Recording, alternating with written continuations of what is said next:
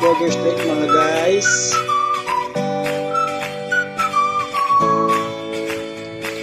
Pirituin muna natin yung burger steak natin hanggang sa maging golden brown siya.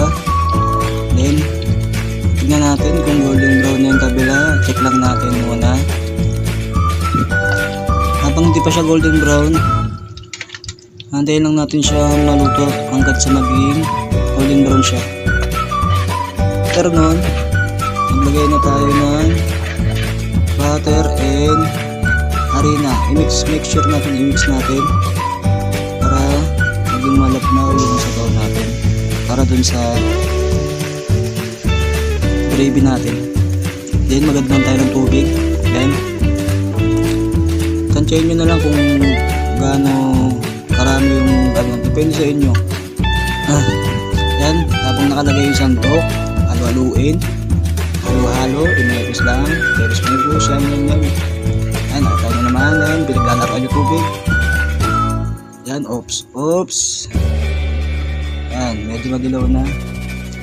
And then, pag ganyan, antayin lang natin, mixture yung ano niya, dilaw niya, tapos may nilagay na natin yung mushroom.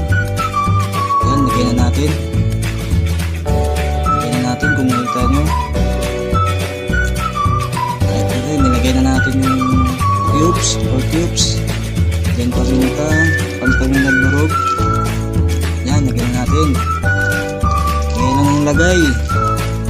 Yan, lagay mo na paminta, ang tropa mo paminta. Then tapos halo-haluin natin hanggang sa lumagnaw. Halo lang, halo. Halo.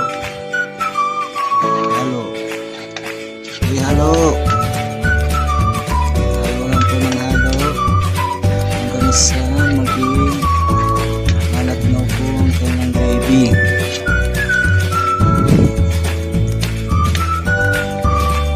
After nyan mahalo, medium heat lang po natin yung apoy para maging maganda po yung ano niya, pagkakaluto ng gravy niya. Sa mga gustong maggawa na ganito, sarap po siya. Kung makikita nyo yan, ayan na po yung final product natin. Nilagay na po natin yung patty, ibabaw na natin. Yan, kitang kita nyo, sobrang sarap.